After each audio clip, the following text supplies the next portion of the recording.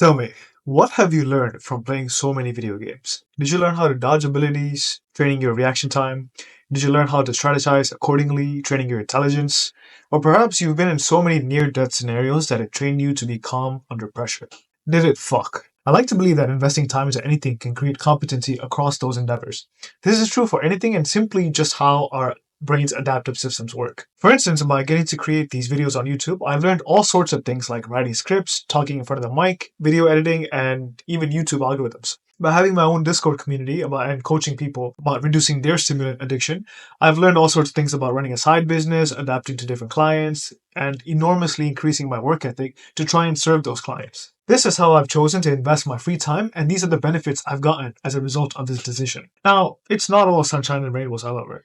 My days feel somewhat dry and monotonous for the most part, even though I get to go to sleep with a huge sense of satisfaction and pride for the work I've done throughout the day. But what about you? How much of your free time is spent doing other productive habits, and how much of it is spent engaging in a never-ending spiral of stimulating media? 10 years ago, at the peak of my League of Legends addiction, my parents used to ask me, what are you getting out of all these hours wasted in this dumbass game? And I would always clap back with some dumb shit like, it's developing my reaction time and calm under pressure, or I'm spending time with my friends, or I'm tired from school and I just need to relax. I'm sure all of you have the same reasons as to why you can't put down the game or stop watching other types of potentially harmful types of content. We all have a million justifications for why we engage in habits we know aren't the best. We just delude ourselves into thinking they're not that bad and a little bit of fun won't hurt. And it might not, actually. For some of you, you guys are really good at engaging in a bit of fun and then being able to step away and go back to your priorities. But others, like me, aren't. We have compulsive tendencies that force us to stick to a specific task irrationally, and we have trouble letting go of bad habits we know are deteriorating our general well-being. This video is aimed at the second kind of individual.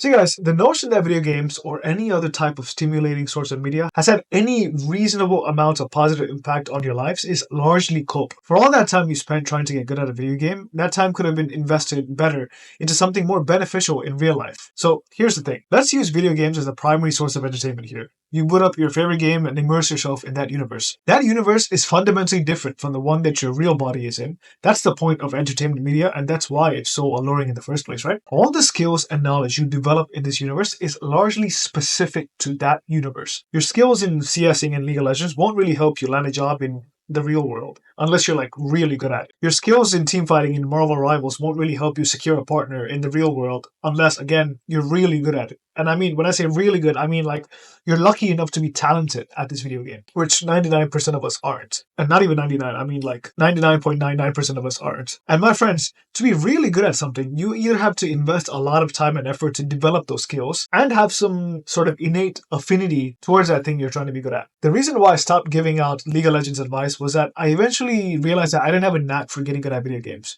The whole reason I even started the channel in the first place was because I wanted to teach non-talented gamers how to get diamond in League of Legends. However, the process of getting good was taking so long that it was simply wasn't a worthwhile investment in time and energy anymore. There's so many other things I could be doing that I had a better knack for instead of trying to go down this route. And what's worse is that the skills I learned through League or gaming in general is something that I can't take with me anywhere else. The level 99 strength you have in RuneScape doesn't mean you have super strength in real life. Congrats, you just spent a boatload of time grinding away that stat in a different universe that is only applicable in that universe and doesn't mean jack shit anywhere else. That's why the notion I hear about video games teaching you calm under pressure, fast reflexes, and quick thinking, again, are largely cope. It's not false that gaming can teach you these things, but it's also true that you could have learned these things from another source within the real universe that'll transfer over to other aspects as well. For instance, if you learned calm under pressure through getting involved in sporting clubs, you would have developed physicality and sociability as secondary skills. If you had gotten smarter through reading books and engaging in thought-provoking media, you would have probably picked up cultural appreciation and attention span as secondary skills. Instead, the only skills you're picking up are just clicking around really fast with the mouse or being okay with doing mindless tasks over and over again without feeling bored. One of the biggest reasons why I was able to step away from my addiction was that I realized that my time was being used to feel a short-term pleasure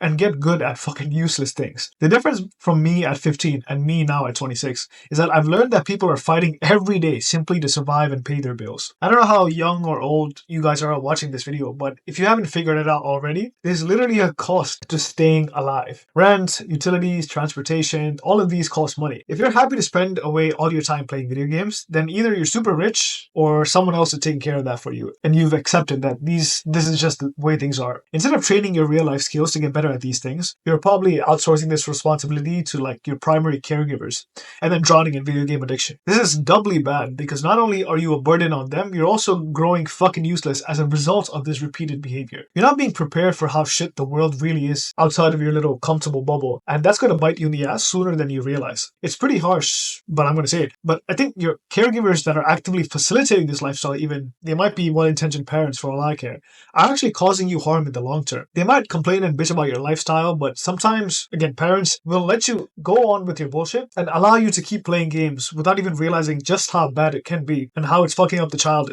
Like maybe it might be you in the long haul. Let's talk a little bit more about the skills that are being developed, because this is something I want to nail into each and every single one of you in this video. The gimmick of creating a video game goes like this.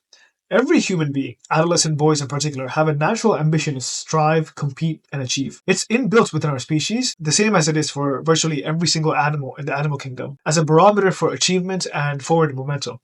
The more ambitious and competitive an animal is, the more likely it is to enforce its will on those around it and carve out a space for itself in the ruthless and unforgiving world of the wild. Imagine how completely useless a lion would be if all it did was lounge around and sunbathe. Lions are social animals and travel in packs, and competition to become the alpha in the pack starts very young for these animals. Now, cringe-ass alpha male content aside, the point that I'm trying to make is that these animals, like many others and even our own grandparents, had to struggle to survive. They had to trade in their time for useful skills that will guarantee survival and eventually prosperity, which in turn benefited them when it comes to like securing a partner or living a comfortable life. The problem with these video games is that they take this naturally occurring biological drive and channel it into a much more stimulating and fun environment. As a result, people, and young men especially, are much more prone to sacrificing their free time, chasing achievements and accomplishments in video games while foregoing the necessary skills they'll need to survive in life. Dodging spells and learning how to build an optimal character are not skills that you learn overnight. It takes hours and hours of preparation and repetition and research within that game's universe. These are hours that are being taken away from you learning useful skills in the real life. What good is your character in Elden Ring if you're working a dead-end job making $20 an hour? What good is your rank in League of Legends if you have social anxiety every time you step out the house for literally any reason? I once played customs with a guy who was challenger in 3 out of 5 roles in League of Legends. Now, for those of you who don't understand how insane that is, it's virtually impossible to get challenger in one role, and this motherfucker had 3 accounts with challenger. And guess what, guys? He worked in McDonald's. When he told me that, I was stupefied by how accurate the stereotype was. Here's a guy who's essentially a living legend among like other solo queue enthusiasts. He would make a significant amount of money if he just ran a coaching service and had people pay him to get better at League. Instead, he was toiling away in McDonald's, barely surviving paycheck to paycheck. And whatever free time he had, he was spending it mindlessly grinding League. Think about it. This is what it looks for someone who's on the extremely high end of the talent spectrum. He's someone that could easily make a comfortable living teaching what he knows, but he's too addicted to the gaming system to even realize this is even an option. He's someone who's incredibly lucky enough to have marketable skills in an extremely useless area of expertise like gaming. But again, he doesn't have the wherewithal because the only thing he knows is League of Legends. He spent way too much time getting good at it, and he's developed nothing else. If it's that bad for him, imagine you. The skills you've trained so hard to achieve are absolutely useless 99% of the time. So you keep going back to the gaming universe to find meaning out of the time you just wasted. This is what's called sunken cost fallacy, and it's another facet that's keeping you addicted. You've spent too much time developing worthless gaming skills to end up not being able to use it for nothing. So you just keep coming back to the game to try and find meaning when you know there's nothing there. Trust me, I've been down this rabbit hole too. I kept coming back to League because I wasted 12 years trying to get good at it. But in essence, I just kept wasting even more time than if I would just quit cold turkey and did something else with my life instead. I know it's hard to walk away from the game that you spent so much time trying to get good at, and one that you have like so many memories with. But I can promise you, if you don't learn to at least limit that shit to like 1 or 2 hours a day, you're going to be missing out on real life skills that could seriously make your life a lot easier down the line. I don't know what kind of socioeconomic status you are watching this video, but especially if you're a young guy in your teens or early 20s, ditch the video game skills completely. If I had to go back to myself 5 years ago and I could only tell him one thing, it'll easily be just stop playing video games. Literally just stop playing video games. They're piss useless to 99% of you, and even if you're magically talented and you can come even remotely close to monetizing your video game skills, you will probably be lacking in a lot of other areas because you spent so much of that time gaming. That's it from me in this video, guys. Like and subscribe to help me out with the algorithm, and I'll catch you in the next video. Peace.